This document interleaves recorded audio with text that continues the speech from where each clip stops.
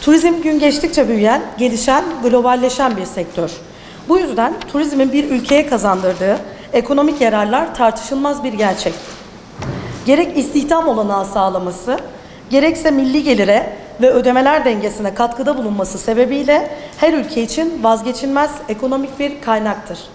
Türkiye'nin jeopolitik konumu, 4 semavi dininin buluştuğu bir ülke olarak ön plana çıkması, bununla birlikte diğer dış ülkelere göre son derece temiz plaj ve koylara sahip olması, 4 mevsimin bir arada yaşanması, gastronomiye de büyük bir kademe kaydetmiş olması, birçok ilin açık hava müzesi konumunda inanılmaz bir tarihi geçmişe sahip olması sebebiyle adeta bir turizm cenneti görünümündedir.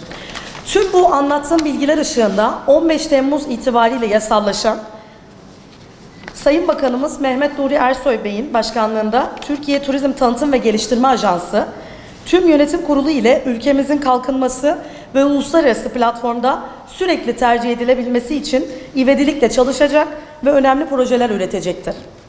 Güneydoğu Anadolu bölgesi seçilmiş yönetim kurulu üyesi olarak ben, temsil ettiğim 9 ilin tanıtımında bölgemizin ve ülkemizin kalkınması için gerekli olacak her türlü proje ve çalışmaları yapacak, temsil ettiğim tüm tesislerin sorumluluğunu gururla ve büyük bir mutlulukla üstleneceğim. Güneydoğu Anadolu bölgesi ve Diyarbakır, tarihin geçmişten bugüne şahitliğini yapan, on binlerce yıllık bir kültürü, derinliği, zenginliği bünyesinde barındıran, bu anlamda her bir tarafı gezilesi, görülesi ve yaşanması bir zenginlik.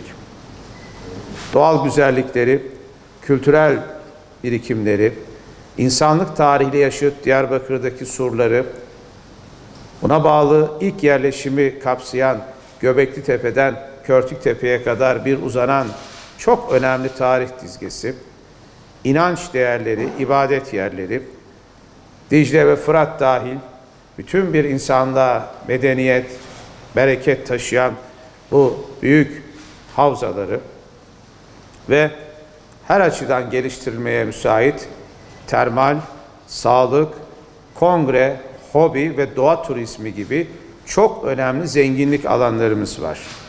Bu bölgede var olan kalkınma ajanslarımızda ve il valilikleri ve belediye başkanlıkları boyutunda bunların bir bütünlük olarak turizmde bir parkur olarak öne çıkması, çok daha fazla gelire konu edilmesi için de yoğun çalışmalarımız var. Özellikle sürdürülebilir bir turizm politikası ve yüksek bir gelir hedeflemesine dönük başlatılan bu anlamda bölgeyi uluslararasılaştırmayı amaçlayan bir dizi çalışmalarımız var. Yeni dönemde bu projelerimize ajansımızın hem desteğini hem de yol göstericiliğini bekliyoruz.